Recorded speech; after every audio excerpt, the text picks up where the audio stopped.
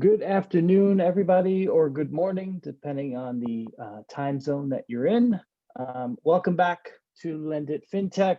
My name is Todd Anderson. I'm the Chief Product Officer at Lendit Fintech. We have another great session ahead of us today, defining your fintech's customer experience from day one. Before I go ahead and turn it over to Kristen and Brian, just a few quick announcements. First, thank you to Sammy, thank you to Kristen and the team at Zendesk for their support. Without support from companies like yours, we're not able to do sessions like this, so we greatly appreciate the support. And second, we want your participation as audience members. So please ask a question 10 minutes in, 20 minutes in. If you hear Kristen and Brian say something interesting, ask a question. We'll go ahead and get to those questions towards the end, about 45 minutes in or so. Maybe we'll throw one or two in before them, but please, we do ask you participate. And without further ado, I'm gonna go ahead and pass it off to Kristen and Brian. Kristen, take it away. Wonderful. Thanks, Todd. And so glad to be here with you all today. Let me get rolling. Yeah, so we're here today to talk with you all about defining your fintech's customer experience on day one. This is the first chance that we've had here at Zendesk to talk with the Lendit community. So really pleased to be here and really pleased to be here alongside of Novo. Oops, let me get rolling. All right, there we go. So a little bit about me. I at the highest level, I'd say I'm a very passionate person when it comes to investing in your customers and adding value to your business. As founders or early team members, it's your equity and your customer base that's really at stake here. And no one should be more critical of making investments broadly pay off, but especially those into your customer experience. I've been at Zendesk for about 4.5 years. Most of that time as chief of staff to our CEO, but more recently having the opportunity to lead our startups program, which I'll introduce to you a little bit later. But prior to that, I worked for 4 years at Silicon Valley Bank, which I'm guessing is a brand that a number of you will know, covering our international markets in Latin America, Russia, Turkey, China. And so for me personally, like a mix of financial services and startups and customer experience really adds up to me being excited to be here today to share my own experience, as well as insights that came from actually a report we did earlier this year, our first ever startups customer experience benchmark, and to be excited to be here alongside a real expert in Brian Kale. And Brian, I'll ask you to introduce yourself. I'm not that much the expert. You guys are all the experts at Zendesk. Yes, hello everyone. My name is Brian Kale. I'm the head of customer success at Novo, a small business banking platform. I joined Novo in early 2019. I'm what you would call a serial startup person, where I just latch on to early stage companies and help them scale and go from there. Before Novo, I was at an artificial intelligence company, and it was a SaaS product, and I learned a lot that I'm trying to bring to the banking space using a lot of the SaaS principles, even though we don't really have a SaaS model, but there's a lot of CX in SaaS, and that's where customer success really evolved and developed, and experience philosophies really came, into their own in the SaaS industry. So it's really exciting to bring those to banking and fintech. So really excited to talk to you today. Awesome. And just a couple of moments, we're going to mostly shine the light on Novo, but before we get into that and Brian and Novo's experience, I just want to take a moment to introduce Zendesk to those of you who may be unfamiliar. At Zendesk, we make software to help companies manage their customer relationships better. And our background is in providing really clean, intuitive, and powerful customer service and support tools. And from that starting point, then we've expanded into sales and CRM. We were a startup ourselves not so long ago.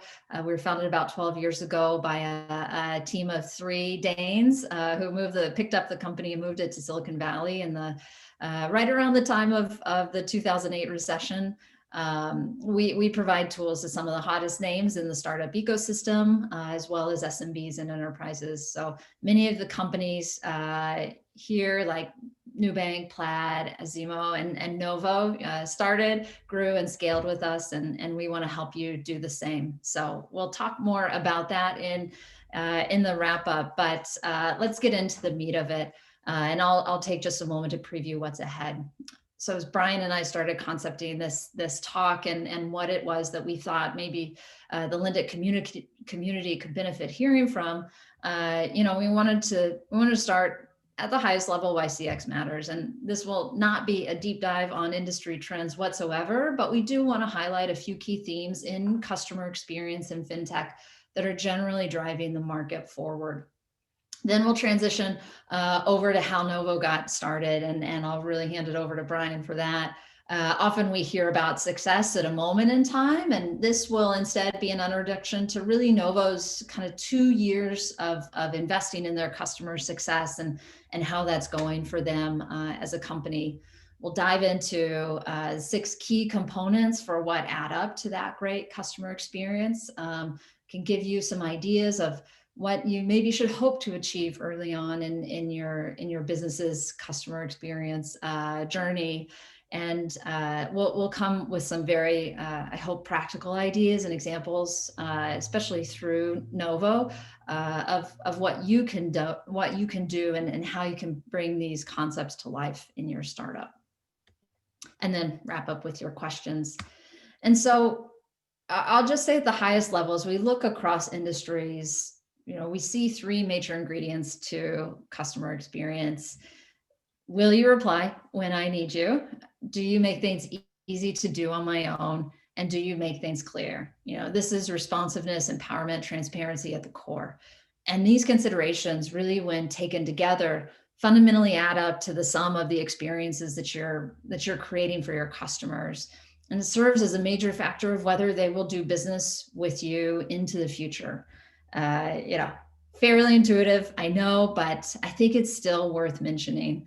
And in the fintech landscape, right? Fintechs live and die with trust. I care a lot about my health. I care a lot about my finances, and that, and a lot of other things are kind of at the margin. And so, you guys really have a high burden of trust when it comes to taking care of people's money and helping them grow that.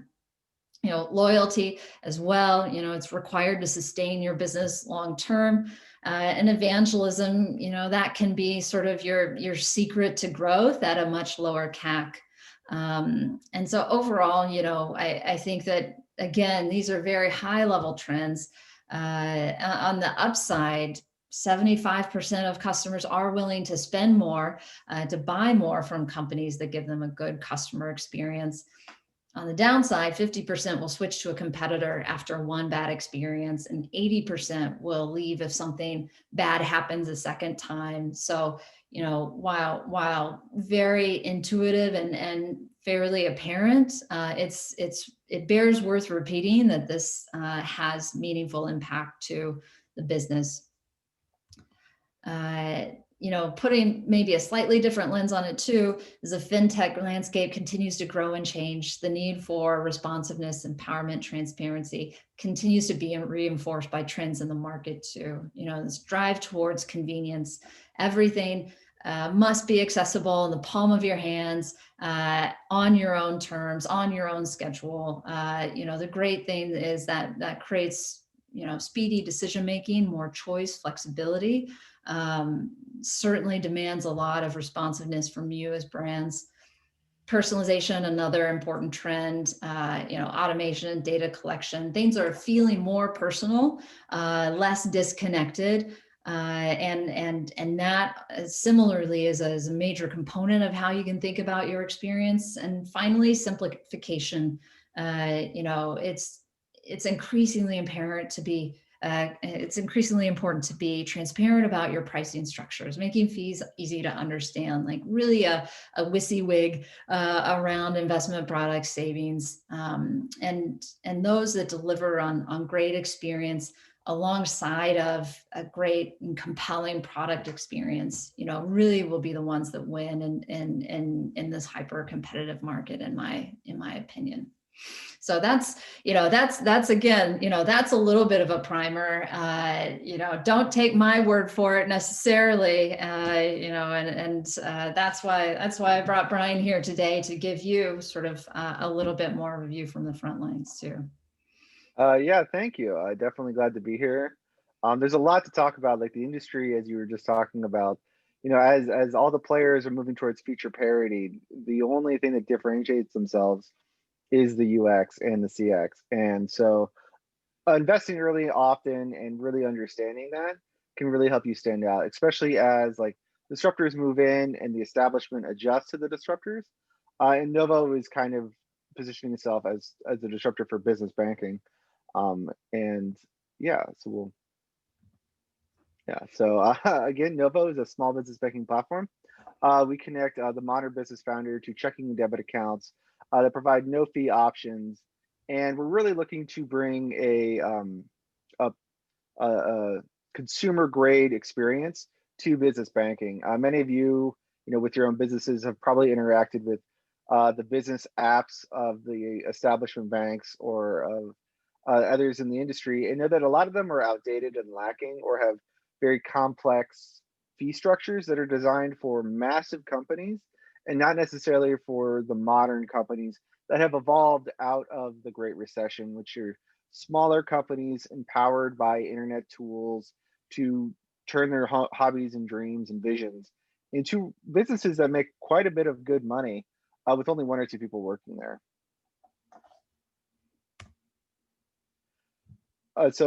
Novo provides integrations to founders and businesses that many of them already use. Many of you already know these things: Stripe, QuickBooks. We're working on Shopify, Amazon. Again, we want to provide options and flexibility. A lot of banks don't let you connect to these tools. We were actually one of the first banks in America to connect to Slack. I don't know how many of you are on Slack, but it is a very interesting feature. Easy applications similar to personal banking, easy transparency of money movement, online banking experience similar to what you have at your normal personal checking accounts, and no hidden fees. And we really hope that that can really provide the difference where people may not have experienced a great one with the establishment. So as I mentioned at the top, I joined Novo in early 2019. Before we even raised our seed round, we're still a seed round company. We had just about 100 users at the time, and our founders really wanted to invest in CX early because they understood that that is the difference between one institution and another, is the customer experience, how well you respond and react. And they knew at the time they needed to build something out. And so within a matter of months, coming in with just a handful of users, we established process and policies, onboarded Zendesk as an omnichannel tool, and developed a pretty solid experience based off of our original quality metrics. You can see before I started, it was kind of all over the place, very long response times, not great CSAT, and very quickly with, it's not much effort you need, you just need direction and intent. You can get to an acceptable setting. And from there, we scaled up slowly into this year with very little like major upgrades since then. If you want to click over to the next, yeah. So so you can see how our numbers have changed over time. I always tell founders that something is better than nothing. So the first, getting your CX department off the ground, it's going to have a massive impact. And then once you kind of get to this baseline, it's a slow iteration and progress from there. And Novo has been chipping away, and everyone chips away, and this is the scale part, and it's really fun, and I'm excited to see where it goes from here. Yeah, I think it's a great point, Brian, that there's always a starting point. Most companies, most startups are not created with their customer strategy fully intact, and for good reason, right? You're still trying to find product market fit. You're still trying to acquire users, things like that. I love kind of that your experience shows that even if that plan isn't fully in place, you can make a ton of progress really quickly just by being thoughtful and diligent, kind of assembling the right tools to help. And over time, like they're real kind of step change improvements that are available and low hanging fruit early on. After that, then there's definitely stages of a lot of hard work, especially as your customer base grows. But I love that you guys really are a testament to the fact that a lot of goodness can come right away if you just kind of focus and start executing. Yeah, and I don't want to pull the cart in front of the horse because we're going to talk about a lot of what we did in a second, but a lot of businesses wait till late seed round or even their A round to start investing in CX. They'll just do a duct tape job that works good enough, or they'll put in some junior employee to kind of oversee it. And I truly believe that early investment can tell you so many things about your product and your customers, and honestly save you money, which we will definitely talk about as we go through the rest of the deck here. Yeah, I agree. I think, from my own experience in financial services, the risk is so much higher by waiting to invest here. You have the dynamic of competing against traditional brands, as well as competing against a lot of other, similar innovative peers in your space. And so one, there's kind of more demand for building trust overall, but two, like the competition is tough, and getting a sticky customer and keeping them and making them sticky is critical, especially when CAC is so high. Yes, especially in fintech. CAC is only going up in fintech, so it's all about stickiness and evangelism, definitely. Awesome. So let's get into it with that. Again, as I mentioned before, my comments will be based, and some of the targets we're going to talk about here are based on the 2020 Zendesk Customer Experience Benchmark for Startups. I encourage you all to check it out. And again, mixed with a little bit of real life examples to bring this, to make this more salient for you all. And the first of the 6 targets, very simply, is to add a support platform within the first. So the data shows to do it within the first 9 to 10 months after funding. This is based on 4,400 startups and cohorting fast growing startups separately from kind of all the rest. So fast growing startups for sure, first 9 to 10 months after funding. Get a support platform in place. This rule is also known as just get out of your email inbox. It's the inbox is an easy place to start, but it's an impossible place to grow and scale, because you lose a few key things: staying organized, tracking requests, extending visibility into customer needs beyond just yourself. And then, third, you miss out on the opportunity to start building your customer record. And definitely, as you think about what constitutes your customer record, any of the engagements that customers are having with you and your brand should definitely be a part of that. Definitely, and this is I know the data says 9 to 10 months, and I think that does relate back to companies wait till the end of their seed round or A rounds to invest in CX. But frankly, I tell founders, as I talk to them all the time, that you should do this day one. It's very cheap to get a base level product in place. Zendesk offers a very cheap low tier to get 1 or 2 seats, because the longer you stay in your Gmail inbox, or God forbid Outlook, the more data that you're leaving to die. And that data is valuable data that can provide literal dollars to your company. And it's very difficult to extract it later. It's siloing information. With a omni-channel tool, you can annotate inbound conversations. You can understand what they're about. You can share those conversations with others. You can provide automation and quick responses with macros and templates. There's a whole host of benefits to such a low cost that it is definitely within your best interest to onboard it and put someone in charge of CX. A lot of founders often will have this thing where everyone kind of does it, and that creates like disparate knowledge. You definitely want like one person to really own it in the beginning. And one of the things that they should do is optimize the tool that you onboard to get the most value out of it as soon as possible. Yeah. Yeah. I think that customer support, oh, sorry about that. My Slack notifications are on. Customer support is definitely like it's a team sport, right? And it will require more than just the founders. It'll require more than, just the support team at some point.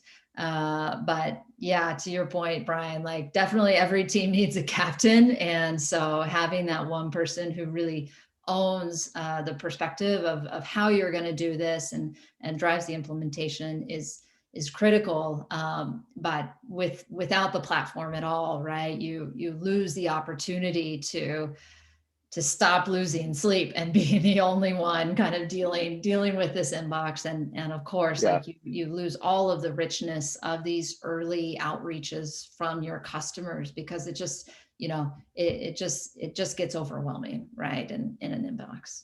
it's very overwhelming. And again, I can't say enough to tracking and understanding what your customers are talking about, because as your product matures, like you don't really know how people interact with it or what problems they're having. And the best way to know that is that they tell you, which helps you develop product improvements. Processes and policies can come in place based off of these things and really slowly build out CX. And again, as I mentioned at the top, it is kind of like a process. And this process, the first 6 months, you're gonna have a lot of gains and wins. But this is like a lifetime of your company process. And the earlier you start, the faster you get those gains, and then the faster you get those incremental gains, which you'll be making till the end of time. Cool. Let's talk about your hit number two. Then I know that this one is especially near and dear to your heart. Yes. This is, I think, the most important thing that's going on in CX right now is customers want fast, instant responses, and they will often self-service help themselves in lieu of getting that response. So what this means is they will probably send you a help request and then instantly go check your FAQs, or vice versa. They'll check your FAQs and then go to your help center, or they'll go to your contact center to contact your team.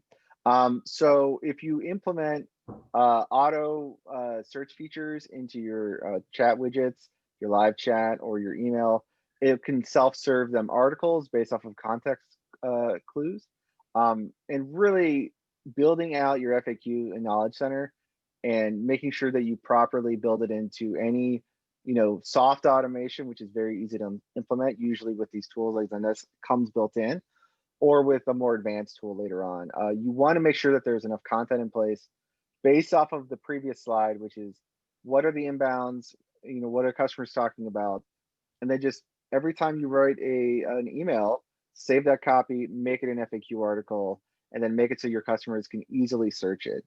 You can even proactively send them to people. Like if you know that a certain feature is often confusing, just embed it in your app or your website. Like just, oh, want to know more? Click here. Yeah, I can't say enough about self-service help centers, because no one wakes up in the morning and says, I want to contact customer support, particularly with a bank. They definitely don't want to do that. It's rather they would like learn more, help themselves, and you want to leave actual problems, like real hard problems, or positive engagements to customer support channels, meaning like, oh, I don't actually know how ACHs work, so I'll just ask someone, which can be solved with an FAQ, yes, but like that's a good opportunity for a support agent to have a very human conversation with someone, which could make them, you know, stay with your company for years. They'll always remember that conversation. And if they're having an actual like critical problem, obviously a self-help article is not going to solve that. So you want to make sure that you free up your bandwidth to address those as fast as possible and get those resolved. Yeah, I love it. The broader market, our research shows it's that more than 68% of customers, they want things to be convenient. They want to be able to self-service when they have a question, which is great. Like that right there is opportunity for your teams to scale very, very easy, very quickly. So when it comes to empowering users to get the answers they want, it drives transparency with your practices. Like investing in a help center is great. And, Brian said it very casually, but I just want to pick up on this point. Like, it can be something very easy too, right? Like oftentimes we get hung up, like, we spend a lot of time in what I would call like the private conversations of email. These are highly inefficient, but like they are also, you're representing your brand every time you're responding to a customer in a private conversation or a private channel. And a public Q&A can serve many people, but it can do that with scale. And if you're already investing all that time to like nail the email response to a question you're getting all the time, like that is the obvious thing to take and just publish. If you're worried about competitors or non-users see it, like you can publish it behind a login, but like, just again, getting it out of this private one-on-one allows your effort to serve so many more folks. And I think that sometimes you will find that it requires some enablement, some education of your users to teach them that the resource is there. I think that the Novo team has done a great job, Brian. You've put the help center in front of your users at every step along the way. Or like you were saying, they'll come in, they'll maybe file a ticket, and you help surface the help center article while answering a question. And so there are a lot of ways to also ensure that the effort you're putting, translating these private email conversations to a public FAQ. Like there are a lot of ways to do that pretty easily. And our benchmarks show that, you really only have to get started with your top 5 questions. Over time, the top 5 questions will answer 40% of visitors' needs. And then after that, you just need to be investing in it on a steady basis. Publish about 5 articles a month for the first 6 months you're going, and quickly you have the majority of the surface area covered that your users may be wondering about. And what's that great quote you always have is your top 5 questions will be like 40% of all your article views, I believe, is like, Yeah. You'll quickly see that you'll have the most common question. You'll see them very quickly. Customers will all ask the same questions all the time. And so it's very easy to identify what to work on. And I know that I kind of, as you mentioned, casually mentioned it all. Implementing this, Novo saw a 30% reduction in tickets from the Knowledge Center. A whole webinar could probably be done simply on Knowledge Center service, which is a practice that's becoming more and more popular in CX, And so I didn't want to go too deep into the weeds on it, but there is a lot of value there. And I know it seems like there might not be there, but it's incremental, right? Like it's an article here and there, keep building it out. Every question that's asked, if there's not an article for it, make one, because if it's asked once, it'll get asked twice. And you definitely want to make sure that there's content there. Yeah, totally agree. Cool. Should we get on to the next target, which is, making it easy, making it easy to get in touch with you, but within reason. Maybe Brian, I'll let you kind of start by talking about what you did again. Yeah, so I think just to highlight the theme of the slide is you never want to hide how to contact you from your customers or non-customers. If you don't have any means of contact visibly available anywhere on your website or in your app, they will make assumptions, and those assumptions are terrible assumptions. This will turn away acquisition efforts. This will turn off customers and cause them to churn. And then a lot of people will just go to Twitter, which we all know and dread. But many people go to Twitter because they feel like they didn't know how to contact you or couldn't contact you. So a lot of companies like Novo doesn't have much Twitter volume because the way to contact us is everywhere. We have widgets on the website. We have live chat in the app. We have a widget in our web app. We even provide phone numbers for our customers only. We would love to bring it to everyone, but it's for the customers at this time, simply because of volume.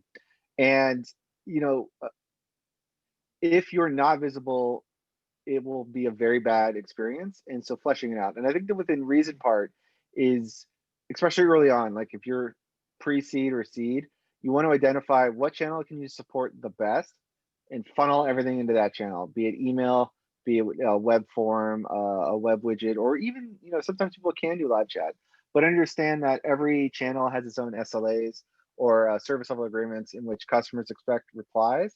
So you don't want to like put phone numbers and then live chats and then email and Twitter and all this stuff, because you're inevitably going to miss something, and then you won't be able to respond to those phone calls in time or those live chats in time, and that creates a really bad experience. As you scale and as you add more to your team, yes, 100% understand live communications, what works for you and your customers, and build the plan, which is the plan that you're talking about. Yeah, there's no, we see the spectrum, right? On one end is I want to be as available to my customers as possible. So you turn every communication channel on, which seems very generous, but as soon as you start failing to kind of meet a customer's expectation about response times in those channels, like you're just, you're just cutting your legs out from under you. On the other side of the spectrum is, right, customers may demand a lot of me, so I don't want to make it obvious how to get in touch. I don't want to get a lot of like spammy requests and things like that. Which, to your point, Brian, all that will do is either, cause people to leave the brand because it sows some seeds of distrust, or they take to Twitter. So, there's, for every company, there's a happy medium. And I think, as you start building out expectations of your customer profile and understanding how much you can invest in a given point in time, the few things to remember are, whatever those channels that you can reasonably support that match the way that your customers are going to be doing business with you, like get those right, make it obvious how people can reach you in those instances. But then, don't try to stretch beyond that. One of the things that you show here, Brian, right, is the mobile app, where you make it really clear, like, you can go to the help center, you can leave us a message, you can see the past messages. Like that, for me as a user, just is like, wow, okay, like there's a place that some questions are, like maybe I can do that on my own right away. And if not, like here's kind of my backup to leave you a message. And I love that it's in the app, it's behind a sign in if you're on the web. And that means your users are authenticated too, which is super important in financial services in particular. It's definitely important, as I'm sure many in the audience know. You want to be 100% sure that you know who you're talking to and that no one's spoofing them. And frankly, you want them to be 100% sure that they know that they're talking to you. We don't really do outbound phone calls to protect our customers, right? Uh, because if we start doing outbound phone calls, spammers could realize that we're doing that and start calling customers. The Apple support scam that's going on right now. So it's definitely important to set measures in place to protect yourselves and your users, and while keeping in mind that you need to be visible and available. And as you pointed out, to leave a message, you can leave a message and we'll self-serve you articles while we wait for our team to respond to you. So it's again reinforcing the knowledge center there. Great. So kind of high level, when we looked at our benchmark, what we saw was, you can start that process of branching out really 3 to 6 months, maybe after you've got your core support platform, your core email under control. Definitely startups, fast growing startups, find ways to provide support over more communication channels sooner, about 33% faster than other startups. So it is important to prioritize this as you're building out your support operations. But know that there are some smart ways to do it, and you certainly shouldn't try to do it all at once. And maybe that's a good segue to double clicking specifically on live channels. And when we say live channels in a customer support framework, we mean like live chat, phone calls, like anything that is live communication. And the day one target is to build a plan for launching. It's not actually launching itself, because you do really need to be planful around this, given that it could be super helpful if you do it right, and just create a whole host of pain if you do it wrong. Yeah, definitely. I think that with all things, it's ironic how much an outline of a plan can really help. A plan is better than nothing. And so with live chat, once you get a tool in place and you start understanding how much inbound volume you have, what it's about, how critical or how terrible the experience is, like, are these a lot of critical negative tickets, or are these a lot of questions? You can then structure your strategy to be like, well, we're going to really invest in automation, really invest in live chat, and then after that pays off, we should have X reduction in tickets, and then onboard live chat or make phone calls more available, because you should have lower volume anyway. So it really helps to do that. Yeah, live chat, it helps so much in solving urgent issues, and you can do it pretty quickly and cheaply. Actually, it's the staffing that oftentimes is the trickiest part. And like, if it's just you, or it's just a couple of folks on the founding team, like, you definitely don't want to Yeah. be strapped to your computer all the time with folks expecting you to be responding immediately. So, there's something to balancing that. One of the things that we see is you start thinking like, okay, maybe I am ready for this. Or if you want to get a feel for the channel, a good place to start is like identifying those places in your customer journey or in your business generally where there's going to be urgency. I suspect in like Novo and any situation where a customer has a card, like transaction decline, you want to call somebody or chat to somebody immediately. And I think that, you guys publish your phone number on the back of the card, right? You don't publish it Yeah. anywhere else, but it is on the back of the card, Yeah. and partially for that reason. Yeah, exactly. It's there for card emergencies. Exactly. Yeah, the other thing that you can think about is there a known busy season in your business for e-commerce companies, and then probably by extension for payment processors. Black Friday is huge, and so that can be a critical time to have these live channels up and running, so that you can get through a lot of urgent requests right away, staff up for that moment in time, and then kind of relax it later. Maybe start of the year for savings products.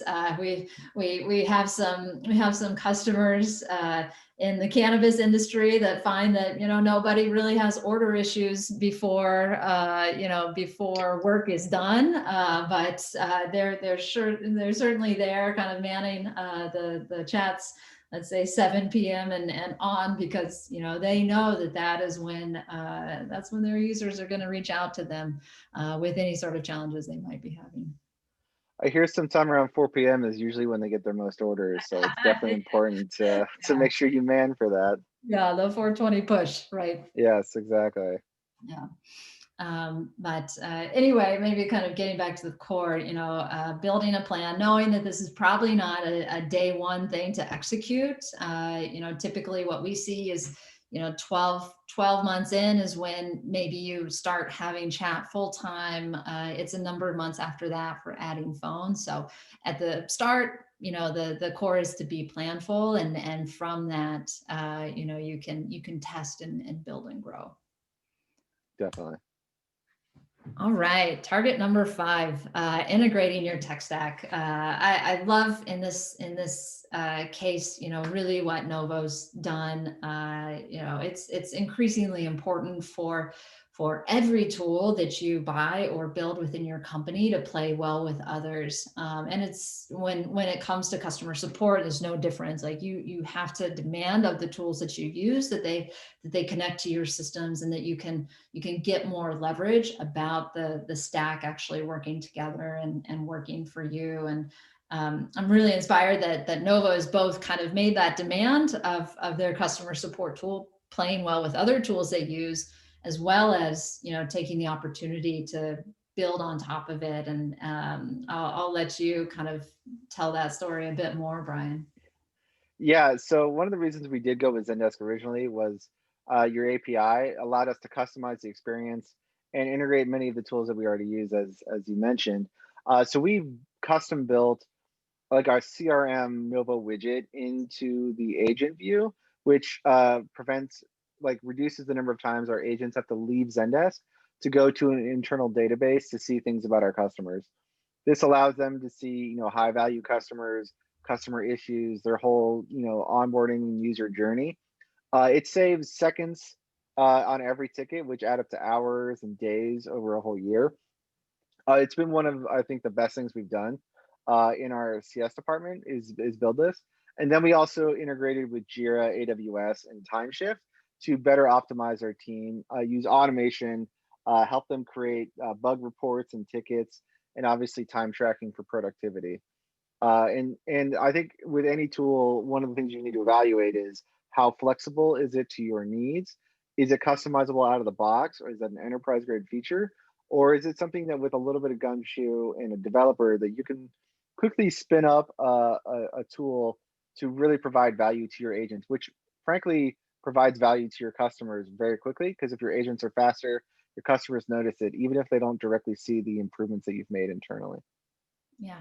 And some of these integrations, if you're building something on the APIs, like obviously that takes more effort, but I think many companies are very much kind of API first. And so it's a natural extension to the way that you're doing business already to bring that into the way you organize your customer support interface. These integrations, these are great because they can be turned on, very simply, kind of day one. Configuration should be low, and really you can start kind of harvesting the benefits from these tools playing well together. And we see most commonly startups, will add a new app or an integration to the support platform they're working in every 6 months for the first 18 months. They'll build some of their own along the way. And that really helps to create a very rich and contextual view for the agent to help your customer. But it also just enriches, like I said, the way that you're building that customer record and the way that you're able to really, I think, as you were saying, Brian, gain efficiencies for your team's time as you go forward. Definitely. And so last target, and we'll wrap up for questions. The last one is simply strive for speed. Speed correlates to satisfaction. Satisfaction correlates to higher net promoter scores. Which can be that sort of low CAC evangelism that we were talking about earlier. I think in many companies' experience, there's a big gain up front to be gotten. And then, it's really about how you maintain that edge over time as your user counts grow. And so really everything that we've talked about up until now, the help center, being thoughtful about your channels, integrating your apps, like those are actually the critical components for enabling you to have this speed and efficiency over time as your business grows and scales. Yeah, definitely. We've touched a lot on this throughout the whole deck. It's really about incremental improvements. As I mentioned before, the market wants faster and faster responses, and you obviously do that with self-service. But for all of those contacts that you can't automate away, you want to be sure you're there as fast as possible, because if you're not, they'll go somewhere else, and somewhere else will probably be fast. And the establishment will definitely be fast because they invest in it. And you don't want to wait 2 days to get a response about something, especially something critical. So hopefully a lot of the tips we provided, very well general, do help you build out some semblance of an idea, of an outline, to strategize for CX for your first year or two. Yeah, fantastic. And so as you get started, yeah, final parting thought is, you don't have to do it all in a day, but what you can achieve early on is pretty dramatic. And in a short time, getting an overarching strategy in place and some plans to support it, it is a real attainable goal. If you want to read more about the research that we did, I encourage you to go check out the full benchmark report that Zendesk completed earlier this year. And then finally, I just want to say that we are committed to startups. We were one ourselves, and we want to see more startups grow and succeed. When you do that on our platform, we obviously succeed too. And so we created Zendesk for Startups program to make it easy for you to get to know and experiment with the tools and our products, to get expert help, to ensure you're onboarding well, and to build community with other founders and CX leaders who want to know and serve their customers better. So if you're curious about Zendesk and want to get started, I encourage you to apply. We'd love to get started working with you, as we have with so many other fintech startups. And with that, I think we'll kick it over to questions. All right, great presentation, Kristen and Brian, and audience. Don't be shy. If you have any questions, please ask. We'll be fielding questions for the next 14 minutes or so. So please get your questions in, and we'll get to it very quickly. So just one question that came in, kind of speaking to a lot of what you've talked about during your presentation, but 2020 obviously has been a bit of a crazy year. Has the shift in terms of so many more either companies, startups, even traditional financial institutions moving to all digital, has that kind of changed any part of the mindset? And if it has, kind of it clearly reinforces some of the stuff you were talking about, but has it kind of made you rethink anything in the fact that so many more are now either moving to all digital or ramping up what they've already started digitally? Yeah, definitely. I think that obviously COVID pushed the market in the trend more towards the trends that had already been happening. A lot of fintechs, a lot of tech was already building all digital experiences and preparing for it. And now this push for the market to go digital has now had a massive influx of consumers who prior would rather go physical to a bank or to a retailer and things like that. And this has caused a dramatic increase in the number of people who may never have tried a digital experience to now be more open to those experiences. And it frankly is a better experience in general. Like you have way more options and tools when you go digital. That's not to say that in-person brick and mortar can't be a great experience. There's a lot of great experiences of brick and mortar out there, but like there's something to be said about convenience and speed, and at the same time one that provides a very personalized and advanced offering for you. Advanced in the sense of you can find something that's very targeted toward your needs, cheaper often, and really provide tremendous value outside of like a one-time product swipe of the card. Yeah, I think one of the things that we've noticed, not that necessarily the pandemic has changed the mindset, but it's really served as an accelerant to some trends that were already existing. So, customers were already impatient, consumers especially were already impatient. And, now that they don't have a commute, now that they're kind of online a lot for work and still while they're at home, we saw huge spikes in just overall contacts that companies were getting. If business was going good, your contacts were up. If business was challenged, your contacts were going up. And so like just more all the time was a big part of that. And a lot of people switched from more traditional forms of outreach to, I would say, newer forms of outreach. So we saw significant shifts, like away from email as a channel that folks would reach out to brands, and towards social messaging apps, whether that is, Twitter direct messaging, Facebook messaging. Most significantly, we saw the shift in WhatsApp. We saw a lot of users move to WhatsApp, and a lot more tickets kind of being created there, because now we're all at home. And so I'm kind of using my personal tools with my business tools, and everything is just a little bit more mixed, whether we're working from home or living at work, however you kind of want to think about it. And so these things were happening already. Customer, their expectations were going up. But on top of that, we're also sort of seeing this shift in how they want to be responded to. And I think that a lot of companies have really embraced that and taken it as an opportunity to move much faster. And I think that's a place where fintech disruptors generally have moved faster than kind of traditional banks and others in the industry, which is fantastic.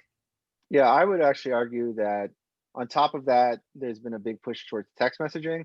I'm kind of being where your consumers are. And I would say that I would prioritize text messaging over phone calls in the long term, because a lot of consumers in certain age demographics, we know text a lot and they don't like the phone call. And as they become more and more of your consumer base, providing them the channels that they use every day, I think will be very important. Apple's doing a very good job with text messaging, if you want an example of that. Kristen, you mentioned WhatsApp, and we actually had a question on WhatsApp. The question is, outside of the US, WhatsApp is even more relevant. What is the best way to integrate it into Zendesk and properly manage the tickets? Yeah, so we have an out-of-the-box integration for WhatsApp. There is like a little bit of an application process you have to go through with WhatsApp and Facebook to get your business and your number approved. But after that, you can essentially start communicating in WhatsApp through the Zendesk support platform, just like you would an email ticket or a live chat. And so, one of the great things about WhatsApp, we offer some opportunities to build like a really, really super rich experience too, which I'm happy to talk about. But basics, you can get the interface there. You can start, not just providing text, but images, things like that that are important and very natural in a WhatsApp use case. All of that can be connected and working seamlessly for your agents, just as any other communication channel. Brian, we had a question come in for you from Jose.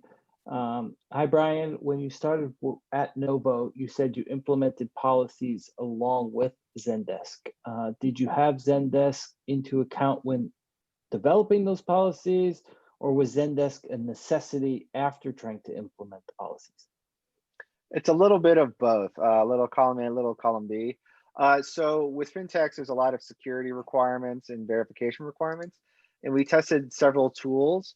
I'm not going to name names, but a lot of tools like to let you leave an email and we'll reply back to you at that email.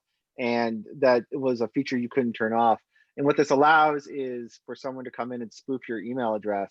And if they had taken over your email inbox, I could put your email in and trick an agent into telling me your private account details by having control of your inbox, but I wouldn't have control of your account. So that was a security vector. So that was like an example of policy dictating Zendesk.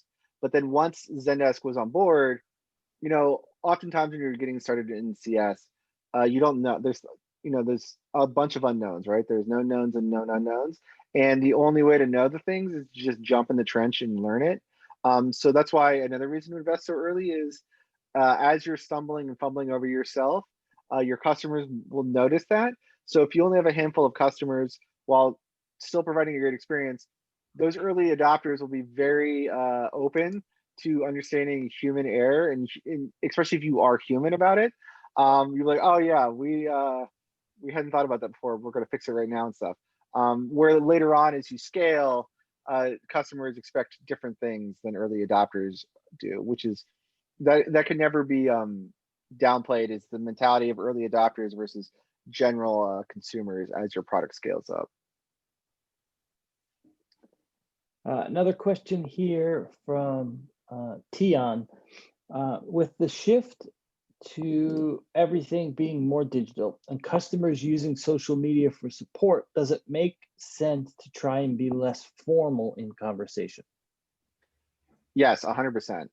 So at Novo, we practice two tones for transactional or very negative things like, your account is being reviewed for fraud reasons. We practice a relatively formal but simple tone in which we will over-explain things to you. We will link you articles, but we won't be super informal. It'll still be like, hello, name, on this date this happened and we're reaching you. And there's obviously a lot of reasons behind that. But like for day-to-day contacts, emails, outbound, social, yeah, I think that it is everywhere in life that businesses are becoming more and more casual, especially as businesses themselves are becoming smaller and smaller companies. Formality is going out the way, even in the office place. And so consumers look to companies to kind of speak to them as if real, and consumers are very good at sniffing out BS. If you talk to them like that famous meme with Steve Buscemi, like, hello kids, want to do some drugs, they're going to see right through that. I can't believe I just said that meme on this. And so it's important to kind of talk to them the way they talk to you, right? That's what I usually tell my agents. If someone's coming at you like super buttoned up and formal, then maybe tone it up a little bit. If they're coming at you with emojis and stuff, drop in an emoji. So match your tone and that, but your brand also needs to have its own voice. So that's the two-tone voice that I was talking about earlier. And it does take a while to fully understand that voice. Novo went through its own hiccups. We used to call our customers hustlers, and we noticed that a lot of people in the Midwest didn't like that word because it's a negative connotation. But it was coming from a place of, you're a startup founder, you're hustling, you're out there, busting to get something done. So we changed that language, and you'll notice stuff like that too as you go through a lot of language changes. Yeah, I agree. What we see is like, the way your customer support organization works with your teams, like it's a reflection of the brand. And like if the brand in Twitter appears one way, like definitely, follow that kind of informality, that kind of voice when it comes to your support interactions.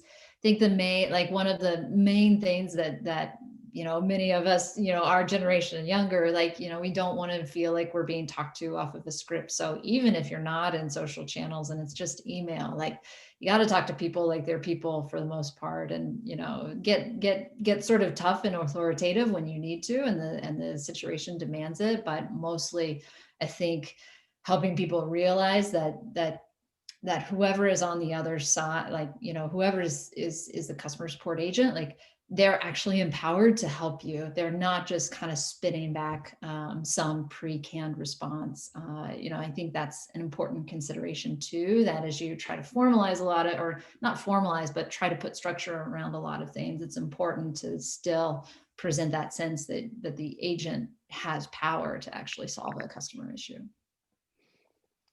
We have time for one more question here from Kristen. Kristen with an I. With CX being such a trove of information and feedback, how do you best structure your communication and partnership with your product team?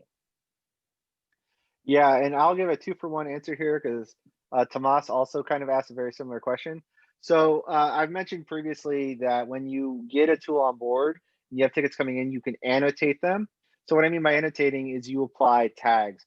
Tags are like a 1 or 2 word phrase that links to the reason of the ticket. So like debit card not delivered, that can be debit not arrived or debit not delivered, debit declined, check not deposited, things like that.